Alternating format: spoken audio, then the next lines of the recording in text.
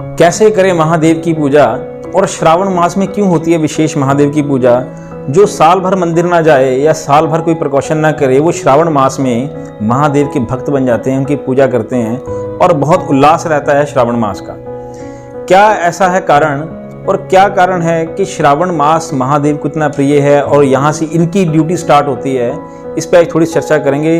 नमस्कार, बहुत बहुत स्वागत है आपका हमारे इस खास प्रोग्राम में, जिसमें ज्योतिष व सनातन पद्धति की हम बातें करने का प्रयास करते हैं, चेष्टा करते हैं। मेरे प्रियजनों, श्रावण मास मैंने आपको बताया कि श्रवण नक्षत्र से बढ़ता है और यहीं से दक्षिणायन स्टार्ट होता है। यानी कि कहने का भाव ये है कि सूर्य की पोजीशन धीरे धीरे धीरे धीरे दक्षिण की तरफ होती जाती है। जैसे सुबह सूर्य चढ़ता है और धीरे धीरे धीरे धीरे दोपहर तक आप देखिएगा कि दक्षिण दिशा से हमें सूर्य दिखते हैं। ऐसे ही जब सूर्य पूर्व से उदित होते हैं तो वो दक्षिणायन के दोनों में थोड़ा सा उदित होते हुए वो दक्षिण की तरफ से ही दिखाई पड़ते हैं, जैसे वो निकले ही दक्षिण से हो। इसलिए उन्हें दक्षिणायन भी कहा जाता है कि सूर्य की पोजीशन जो है दक्षिण की तरफ हो जाती है। फिर इसमें ये भी बात होती है कि अब देवता सो गए। मैंने पहले भी कहा था, जहाँ ये शब्द आ गया देवता सो गए, तो महादेव देव नहीं हैं, वो देवों के देव महादेव हैं। वो निराकार हैं, ना उन्हें दुख सताए, ना उन्हें सुख सताए, ना उन्हें लोभ है, ना मोह है, ना अहंकार है। वो एक सादे सेवा है, इसीलिए उन्हें भोलेनाथ भी कहते हैं। प्रियजनों, महादेव को थोड़े से उग्र देवता की श्रेणी में रखा गया है। कहा जाते हैं कि डिस्ट्रॉयर हैं। जब कुछ ऐसी चीज़ें धरती पर हावी हो जाएं जिसका नाश आवश्यक होता है, वहाँ महादेव का ही नाम आता है। अब रही बात दक्षिण दिशा की या दक्षिणायन की या महादेव की पूजा की या महादेव के प्रचार की, इसमें क्यों होता है?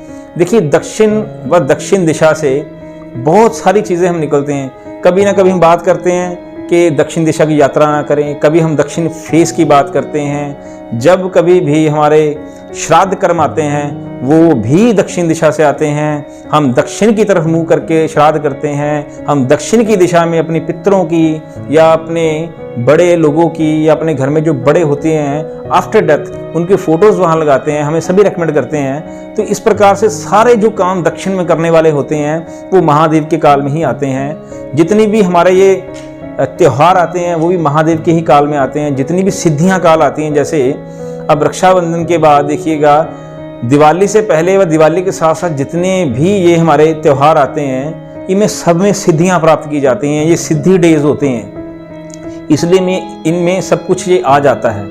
ऐसे ही छोटी छोटी बातें सारी की सारी इनके साथ जुड़ी होती हैं। जहाँ पर काम थोड़ा जोर का हो, बल का हो, जहाँ पर डिस्ट्रॉइंग करनी हो, जहाँ पर किसी को अपने हिसाब से समझाना हो, वो काल महादेव का कहलाता है। क्योंकि ये काल के महाकाल हैं, देवों के महादेव हैं। जहाँ इनको डिस्ट्रॉय करना होता है या जहाँ इनको आबादी देनी होती है, वहाँ महादेव होते हैं। ऐसे इनके साथ ये चीज़ें जुड़ी होती हैं जो हमारी सनातन धर्म के अंदर हैं। इसी प्रकार जो उत्तरायण होता है, हम जैसे कहते हैं हमारे उत्तर में पानी है, जल है, फूल है, हम सॉफ्ट हैं। उत्तर का देव स्थान हम कहते हैं। उत्तरों में ईशान को नानी आते, उत्तरों में सूर्य का स्थान आता है। इसलिए जितने ये हमारे पॉजिटिव देवता हैं, ये सौम्य देवता हैं, उनका स्थान उत्तर दिशा का है। और जो ऐसे हैं उग्र देवता हैं या हमारे पितर हैं या दक्षिण दिशा है या दक्षिण फेस है, ये सारे के सारे दक्षिणायन में और दक्षिण दिशा में आते हैं। ये चीज़ें इनके साथ जुड़ी होती हैं। हमारे सनातन विधि में, हमारी सृष्टि में सब कुछ वैज्ञानिक है, सब कुछ टेक्निक है, टेक्निकल है, कुछ भी झूठ नहीं है। थोड़ा समझने का प्रयास करना पड़ता है, रिलेट करने का प्रयास करना पड़ता है। ये हमें जो मैसेज आए थे, ये उन पर हमने आपको जवाब दिया है कि महादेव की पूजा का इतना महत्व क्यों होता है, क्यों लोग इतने एक्टिव हो जाते हैं।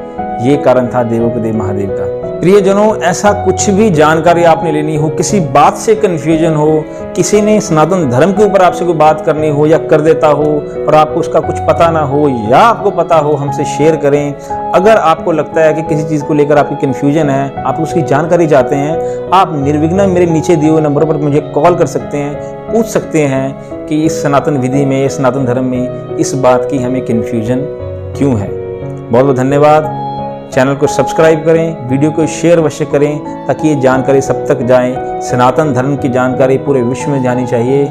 इसलिए अपने दोस्तों में, अपने फ्रेंड सर्कल में, अपने परिवार में, देश विदेश में से जरूर शेयर करें। बहुत बहुत धन्यवाद। नमस्कार।